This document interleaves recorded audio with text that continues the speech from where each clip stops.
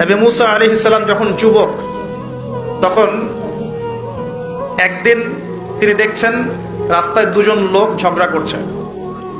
একজন তার গোত্রের, আর একজন হচ্ছে ফেরাউনের বাহিনীর। তো মুসা আলাইহিস সালাম তার গোত্রের, যে তার জাতের, তার সাথে তার পক্ষ নিলেন। তো কোরআন বলছে যে সেই এক ঘুষিতেই সেই ব্যক্তি মারা গেছে। ঠিক আছে, ওয়াকাযাহু, মুসা আলাইহিস সালাম তাকে একটা ঘুষি দিলেন, ফাকাদা আলাইহি, এতেই তার মৃত্যু হয়ে গেল। পরের দিন আবার একই ঘটনা ঘটছে। মুসা আলাইহিস সালাম দেখছেন আবার সেই ব্যক্তি আরেকজনের সাথে লড়াই করছে। তখন তিনি আবার তাকে বাঁচাতে গেলেন।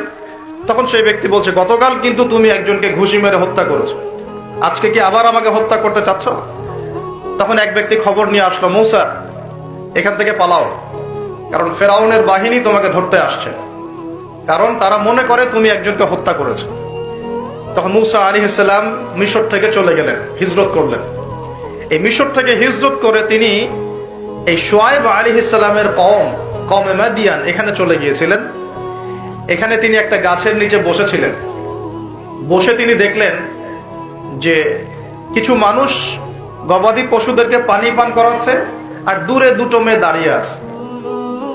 তো মুসা আলাইহিস সালাম তাদেরকে গিয়ে বললেন, আপনারা দাঁড়িয়ে আছেন কেন? তখন সেই দুটো মেয়ে মুসা আলাইহিস সালামকে বললেন যে আমরা দুর্বল, যতক্ষণ না তারা তাদের পশুদেরকে পানি পান করিয়ে চলে যাচ্ছে ততক্ষণ পর্যন্ত আমরা পানি পান করাতে পারি না। তখন মুসা আলাইহিস সালাম, তিনি শক্তিশালী ছিলেন, বিশ্বস্ত ছিলেন, তিনি তাদের হয়ে পশুদেরকে পানি পান করালেন। এবার সেই মেয়ে দুটো বাসায় চলে গেল। বাসায় চলে গিয়ে কিছুক্ষণ পর মুসা আলাইহিস সালাম আবার সেই গাছের নিচে বসে আল্লাহর কাছে একটা দোয়া করছেন। কি দোয়া?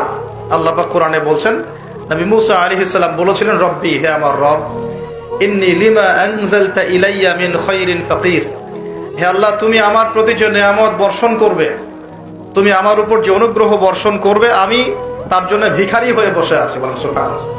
কারণ এখন মুসা আলাইহিস সালাম ফেরারি মানুষ, মিশর থেকে চলে আসছেন, না এখানে আছে খাবার, না আছে বস্ত্র, না আছে বাসস্থান, না আছে কোনো আত্মীয় স্বজন, একাকী। তখন তিনি গাছের নিচে বসে এই দোয়া করছেন, রব্বি ইন্নী লিমা আনজালতা ইলাইয়া মিন খায়রিন ফাকির, হে আল্লাহ, আমার উপর তুমি যে নিয়ামতগুলো দিবে এর জন্য আমি ভিখারি হয়ে বসে আছি। সুবহানাল্লাহ। ঠিক ওই সময় ওই দুই মেয়ের একজন মেয়ে হেঁটে হেঁটে মুসা আলাইহিস সালামের কাছে আসলেন, এবং তাদের হাঁটার বর্ণনা আল্লাহ পাক কোরআনে দিয়েছেন যে তারা লাজুক ভঙ্গিতে হেঁটে আসলেন। সেই মেয়ে লাজুক ভঙ্গিতে হেঁটে আসলেন। এখনকার মেয়েদেরকে এই হাঁটা কে শিখাবে যে মেয়েদেরকে লাজুক ভঙ্গিতে হাঁটতে হয়? লজ্জা শরম তো সেই কবে উঠে গেছে।